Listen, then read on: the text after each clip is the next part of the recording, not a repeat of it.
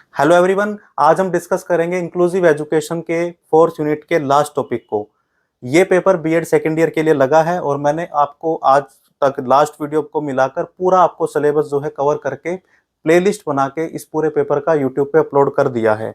अगर आपको ये प्लेलिस्ट पसंद आई है, ये मेरा एफर्ट पसंद आया है, तो मेरी आपसे छोटी सी रिक्वेस्ट है कि जितने भी आपके जानकार बीएड सेकेंड ईयर में हैं, चाहे वो किसी भी यूनिवर्सिटी में हो, क्योंकि बीएड में ये पेपर सब जगह पे लगा हुआ है, तो आप उनके साथ ये पूरी प्लेलिस्ट शेयर कर दीजिए ताकि उनको भी इस प्लेलिस्ट का फायदा हो सके और मेरे एफर्ट को भी कुछ रिजल्ट मिल सके। मुझे भी लगे कि हाँ, मेरी जो वीडियोस हैं वो मैक्सिमम लोगों तक पहुंच गई है, मेरा एफर्ट जो है वो सफल हुआ है। तो चलिए चलते हैं, आज हम लास्ट टॉपिक को डिस्कस करेंगे। क्रिएटिंग एन इंक्लूसिव स्कूल इस नाम से पेपर है, इंक्लूसिव एजुकेशन इसको सामान्य तौर पर हम बोल देते हैं। तो आज का हमारा टॉपिक रहेगा कि कैसे सीबीएसई या और दूसरे बोर्ड है वो अपने एग्जामिनेशन पैटर्न में या अपने एग्जाम के स्ट्रक्चर में कौन कौन सी मॉडिफिकेशन करते हैं ताकि इन बच्चों को एग्जाम देना सुविधाजनक हो, इनके लिए इजी हो। जैसा कि हम सोच सकते हैं कि एक सामान्य बच्चा जिसे कोई दिक्कत नहीं है, उसे एग्जाम देने में कोई ज्यादा दिक्कत नहीं आएगी, वो इजीली दे सकता है। लेकिन कल्पना करके देखिए कि एक ऐसा बच्चा है जिसे दिखता नहीं है, या जिसे सुनता नहीं है, या जिसका हाथ काम नहीं करता, या जिसका कोई और डिसेबिलिटी है फिजिकली, या कोई और उसका मेडिकल इशू है, लर्निंग डिसेबिलिटी है।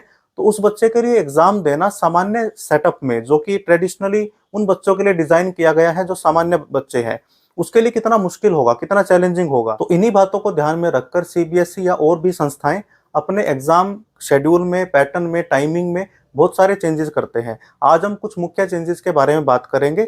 जैसे कि कोई बच्चा जिसको दिखता नहीं है तो उसके लिए राइटर की व्यवस्था करना, कोई बच्चा जिसके लिए रीडर की व्यवस्था करना, या फिर सीटिंग अरेंजमेंट उनके हिसाब से बैठा बनाना, एग्जाम वेन्यू उनके हिसाब से बनाना। तो बहुत सारे मॉडिफिकेशन करते हैं ताकि इन बच्चों के लिए एग्जाम देना भी सुविधाजनक हो, इनको कोई दिक्कत ना आए। तो चलिए पीपीटी के जरिए वन बाय वन हम समझते हैं कि क्या क्या मॉडिफिकेशन होते हैं, क्या क्या चेंजेस होते हैं एग्जाम के अंदर इन बच्चों को, ताकि हम इंक्लूसिव एजुकेशन की बात है, इंक्लूजन की बात है, तो इनको भी समाहित कर पाए, इनके लिए भी एग्जाम देना सुविधाजनक हो, ये हम समझ पाए। तो चलिए वन बाय वन इस टॉपिक को समझते हैं इस पीपीटी के जरिए कि क्या क्या चेंजेस सीबीएसई या दूसरे बोर्ड करते हैं।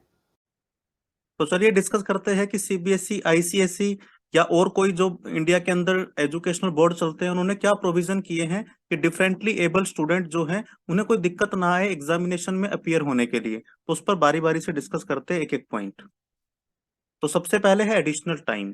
हम जानते हैं कि जो डिफरेंटली एबल बच्चे हैं उन्हें थोड़ी सी डिफिकल्टी आती है, या तो उनका फिजिकली कोई एक ऐसा बॉडी पार्ट होता है जो ढंग से काम नहीं कर पा रहे, या वो लिख नहीं पा रहे हैं, या फिर उन्हें चलने में दिक्कत है, या हो सकता है कि उन्हें और कोई दूसरी असिस्टेंट चाहिए मेडिकल उस टाइम पर जब वो एग्जाम देते हैं।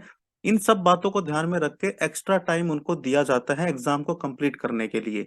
दूसरा है रीडर असिस्टेंस या राइटर के असिस्टेंस देते हैं। बहुत सारे ऐसे बच्चे रहते हैं जो फिजिकल डिसेबिलिटी इस लेवल तक होती है कि वो अपना पेपर लिख नहीं सकते या पढ़ नहीं सकते।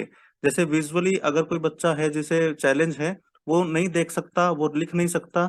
और लर्निंग डिसेबिलिटी के अंदर बहुत सारे ऐसे केस आते हैं जिसमें बच्चा ना तो लिख सकता है, ना ही वो पढ़ सकता है। तो ऐसे केस में सीबीएसई और आईसीएसई या डिफरेंट जो यूनिवर्सिटीज के अंदर भी ये प्रोविजन होता है कि वो अपने लिए एक रीडर और राइटर रख सकते हैं।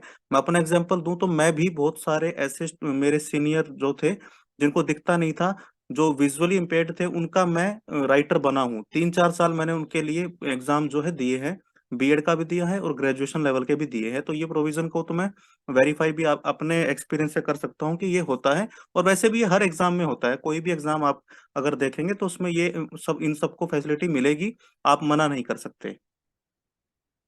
उसके बाद है असिस्टिव टेक्नोलॉजी का यूज, जो सहायक प्रौद्योगिकी है या सहायक कोई उपकरण है उसका प्रयोग। जैसे बहुत सारे बच्चे हैं जिनको टेक्स्ट टू स्पीच की फैसिलिटी मिल जाती है, किसी को किसी दूसरे डिस्प्ले के लिए मतलब उनको नॉर्मल, अगर विजुअली बच्चे को कोई दिक्कत है तो उसे नॉर्मल जो रिटर्न पैटर्न है वो समझ में नहीं आ रहा है, तो उसे ब्रेल डिस्प्ले से हम वो चीज कन्वे कर सकते हैं। तो ये भी उनके लिए प्रोविजन होता है कि वो थोड़ा असिस्टिव टेक्नोलॉजी का यूज कर ले। स्पेशल सीटिंग अरेंजमेंट होता है। पहला तो मैं आपको बता देता हूँ कि जब बच्चा, मान लेते हैं कि कोई ऐसा बच्चा है जिसे जिसे दिखता नहीं है, उसके लिए राइटर का प्रोविजन कर दिया। तो आप ये तो समझ सकते हैं कि वो सब बच्चों के बीच में बैठ के तो लिख ही नहीं सकता। मतलब अगर वो बोलेगा अपने राइटर को कि ये लिखो, तो सब बच्चे डिस्टर्ब होंगे उसमें। तो इसलिए स्पेशल सीटिंग अरेंजमेंट होता है। मैं भी जब एग्जाम देने जाता था, मैं डीयू में भी गया हूँ और एक दो जगह पर भी गया हूँ, तो अलग से रूम में एक एक इन्विजिलेटर होता था, बस एक वो स्टूडेंट और एक उनके साथ मैं, उनका राइटर हूँ तो मैं हूँ। तो अलग से उनके लिए जो है स्पेशल सीटिंग अरेंजमेंट होता था। ये मैंने बताया है जो वीआई है उनके लिए। बाकी और कोई बच्चा जिसे फिजिकल डिसेबिलिटी है, उनके लिए भी स्पेशल कोई डेस्क या उनका उनके हिसाब से जहां पर उन्हें दिक्कत ना आए, जहां पर उनको अपने एग्जाम देते टाइम कोई भी फिजिकली कोई उनके सामने चैलेंज ना आए, तो ये ध्यान में रखकर स्पेशल सीटिंग अरेंजमेंट इनके लिए किया जाता है। अल्टरनेटिव फॉर्मेट्स एग्जाम पेपर के बनाए जाते हैं। इसमें हो सकता है कि उनको ध्यान में रख के कि जो वीआई बच्चा है उसके लिए थोड़ा सा ब्रेल प्रिंट, उसमें ब्रेल या बड़े प्रिंट के अंदर उनको उनका एग्जाम पेपर दे दिया, ताकि वो उसको इजीली देख पाए, उसे समझ पाए। तो ये फॉर्मेट उनके लिए वो बना सकते हैं सीबीएसई, और जितने भी बोर्ड या कोई यूनिवर्सिटीज भी हैं, तो इस बात का ध्यान रख सकते हैं। अगर उनके पास ज्यादा केसेस है इस तरह के, उनको परमिशन होती है मेडिकेशन की और मेडिकल, उनको कोई भी अगर सहायता चाहिए उस टाइम पर ड्यूरिंग एग्जामिनेशन, तो उनको वो अलाउ किया जाता है। मतलब ये नहीं कह सकते बिल्कुल ही कि नहीं, बिल्कुल आप 3 घंटे या 2 घंटे 4 घंटे जितने भी इनको मिले हैं, कि आपको कोई मेडिकल ट्रीटमेंट इस पीरियड के दौरान नहीं मिलेगा, ऐसा नहीं बोल सकते। तो मानवता को ध्यान में रखते हुए, ह्यूमन राइट्स को ध्यान में रखते हुए, उन्हें पूरी फैसिलिटीज होती है कि उस टाइम पर जो भी रिक्वायर्ड है उनको वो मेडिकल असिस्टेंस मिलती है। मॉडिफाइड एग्जाम पेपर आते हैं, जैसे सामान्य बच्चों के लिए अगर ऐसे टाइप आया है तो इनके लिए मल्टीपल चॉइस का आ जाएगा, या फिल इन द ब्लैंक का आ जाएगा। अगर कोई लर्निंग डिसेबिलिटी किसी बच्चे के अंदर है, डिपेंड करेगा किस तरह की लर्निंग डिसेबिलिटी है और उसके लिए कौन सा मॉडिफिकेशन ज्यादा बेटर है उसके असेसमेंट के लिए, तो वो भी ध्यान में रखा जाता है। फ्लेक्सिबल शेड्यूलिंग होती है इनकी। मैंने बता दिया कि एग्जाम का टाइम तो ज्यादा होता ही है, बीच में शेड्यूलिंग भी थोड़ा इनके लिए फ्लेक्सिबल रखते हैं। जैसे मान लीजिए किसी बच्चे को मेडिकली कुछ दवाई लेनी है, या उसको बीच में कोई ब्रेक चाहिए, या थोड़ी देर के लिए उसे रेस्ट करना है, तो ये सब फैसिलिटीज इनके लिए दी जाती है, ताकि इनका जो एग्जाम है उस पर कोई बैड इम्पैक्ट ना पड़े, उस पर कोई इनका रिजल्ट पर कोई बैड इम्पैक्ट ना पड़े, ये ध्यान में रखा जाता है। एग्जाम वेन्यू इनके लिए थोड़े ऐसे बनाए जाते हैं जो सुलभ हो इनके लिए, जिन जहां पर ये इजीली पहुंच पाए। वहां पर इनको लिफ्ट की फैसिलिटी हो, या उनके इनके लिए वॉशरूम थोड़ा सा उस हिसाब से बनाए गए हो, सुलभ हो इनके लिए, और रैंप वगैरह की फैसिलिटी हो। तो ये सारी चीजें ध्यान में रखी जाती है, ताकि ये एग्जाम वेन्यू पर इजीली पहुंच पाए और अपना एग्जाम बिना किसी डिस्ट्रैक्शन के, बिना किसी डिफिकल्टी के, क्योंकि माइंडसेट का बड़ा योगदान होता है आपके एग्जाम के टाइम पर।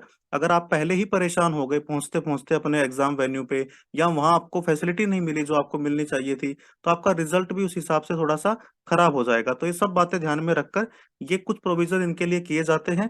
और भी कस्टमाइज प्रोविजन अगर लगता है किसी भी एजुकेशनल बॉडी को, चाहे वो यूनिवर्सिटी है, स्कूल है, मतलब स्कूल तो नहीं, एग्जाम को देखता बड़े लेवल पे सीबीएसई या कोई स्टेट बोर्ड देखता है, तो अगर उनको लगता है कि कोई भी प्रोविजन करने की जरूरत है, तो वो कर सकते हैं।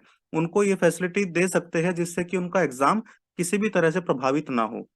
तो दोस्तों, ये आज का टॉपिक था। हमने इस पे डिस्कस किया है कि इन बच्चों के लिए जो डिफरेंटली एबल्ड है, वो किस किस तरह के एग्जामिनेशन में कोई प्रोविजन किए गए हैं, जिससे कि इनका एग्जाम इजीली कंडक्ट कराया जा सके। कोई सवाल आपका है तो कमेंट सेक्शन में बताइए। आपको ये पूरी सीरीज इंक्लूसिव एजुकेशन का पूरा पेपर मैंने आपके लिए कवर किया है। आपको कैसा लगा उसका भी फीडबैक मुझे जरूर दीजिए, ताकि मुझे पता लगे आगे मैं किन चीजों का पेपर आपके लिए कवर करूँ, वो भी मुझे बताइए। और नए हैं चैनल पर तो सब्सक्राइब जरूर कर लीजिए। Thank you very much.